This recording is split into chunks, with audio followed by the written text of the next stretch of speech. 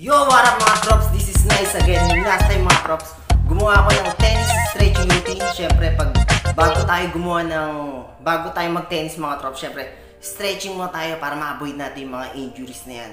So ngayon mga trops, magdi-discuss naman ako about sa tennis familiarization para sa comfort, para sa feel, para sa touch, para sa lahat ng mga beginners dyan mga trops. Syempre, yung channel ko na to, hindi muna ako magdi-discuss, mag-tutorial ng how to play forehand, backhand, smash, serve, or volley. Syempre, kumbaga mga trops, kumbaga sa isang estudyante na nursery o kinder, hindi mo muna siya tuturuan ng pang-college. Syempre, tuturuan muna siya ng ABC, 1, 2, 3. So, ganun muna ako.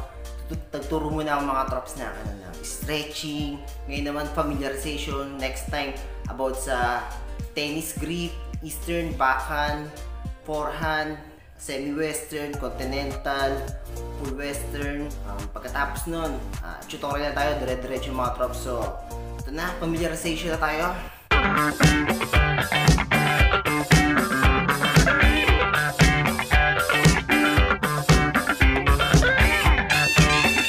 First step mga trops, hawakan nyo yung tennis racket nyo ng continental grip o hammer grip. Pag hammer grip, mga trops, ganito. Hawakan nyo yung racket nyo pag ganito. Sabay, patong nyo yung kamay nyo sa edge ng racket. Tapos slide nyo pababa. Ayan. Continental grip yan mga trops. Yung knuckle nyo, nandito sa gilid. Yan, nandito sa gilid. Pag nakaganto yung racket nyo, ang bilang dyan, 1, dito sa pinakataas, number 1 yan. Number 2, ayan yung continental. Number 3 is eastern. Eastern yung number 3. Number 4, ito, sa baba. Number 4 is semi-western. And number 5, mga trops, western or full western grip. So, dito tayo sa number 2 sa gilid, continental grip. Ito yung knuckle natin. Itong knuckle natin. Knuckle ng hintuturo natin. Dito natin ilagay sa gilid. Tapos ito yung pinakadulo, banda rito siya. Ganito. Para kayong magmamartilyo. Ito yung nail. May hawak kayong pako. Magmamartilyo kayo. Yan. Hindi kayo parang mag-chop ng meat. Yan. Continental grip. Props, assuming naka-continental grip na kayo. Ayan. Continental grip yan. Or hammer grip. Tapos, may hawak kayong bola. Tapos, bitawan nyo ng pataas. Pag ganito. Bitawan nyo pataas. Bitawan nyo pababa. Pagkabagsak niyan, salubungin yung ganun. Boom. 1 to 10. 1, 2, 3, 4, 5, 6, 7, 8, 9, 10. So pagkatapos yung mga trops, di ba nakapag-bounce kayo ng bola, nakaganto yung kamay nyo, nakaganto. Yan, hawak-hawak nyo yung racket. Racket nyo, continental grip, pero binounce nyo yung bola sa string, nakaganto kayo. 1, 2, 3, hanggang 10, di ba? So babaliktarin nyo yung grip. Ganina, nakaganto kayo. Continental grip, nakaganto. Babaliktarin nyo yung racket nyo pag ganito. Yan. 1 to 10 din mga trops. 1, 2, 3, 4, 5, 6, 7, 8, 9, 10. Para wala siyang kwenta mga trops, di ba?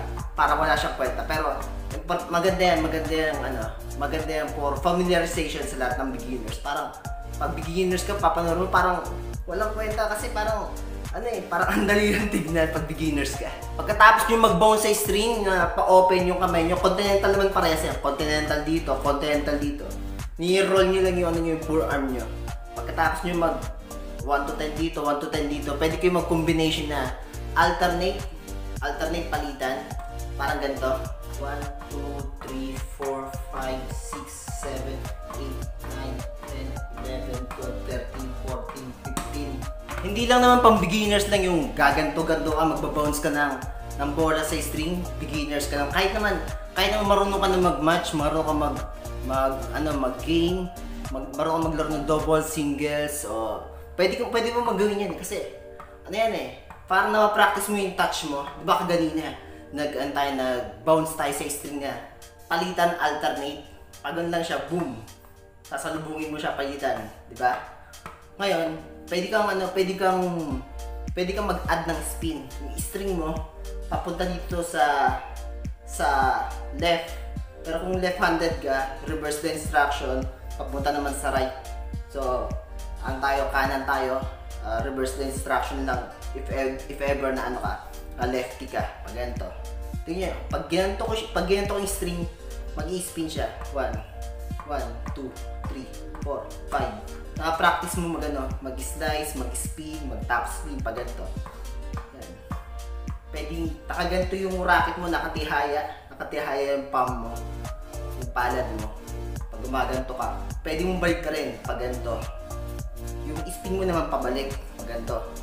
1, 2, 3, 4, 5. Kaganina nag-alternate tayo ng sa lubong pa ganun. Diba? Pwede kayong mag-alternate ng spin. Papunta pa ganun, pa ganun.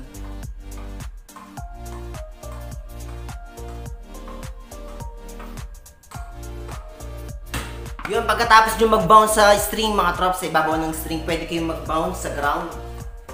Lakasan nyo lang. Continental grip pa rin mga trops ha. Continental grip. O pwede pa ganito, semi-western grip.